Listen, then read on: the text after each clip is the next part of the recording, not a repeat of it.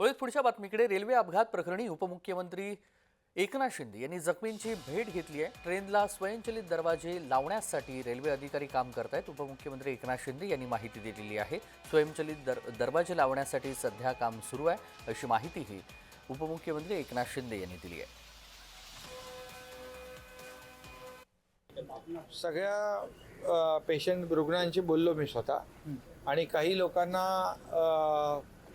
Fracture आहे आणि त्यांचं ऑपरेशन देखील काही लोकांचं उद्या ठेवलेलं आहे। त्यामुळे डॉक्टरांना देखील मी सूचना दिलेल्या आहेत की जे आपले पेशंट त्यांचं ऑपरेशन आहे, जे फ्रॅक्चर आहेत त्यांच्यावर तात्काळ उद्या त्यांचं ऑपरेशन होईल आणि काही लोकांचं थोडंसं ते प्रिपरेशन करून त्यांना थोडं काही स्वेलिंग आहे काही लोकांना, त्यामुळे 3-4 दिवसांनंतर काही लोकांचे ऑपरेशन होतील। पण सगळे अंडर कंट्रोल आहेत आणि सगळी व्यवस्था हॉस्पिटलमध्ये त्यांची होईल।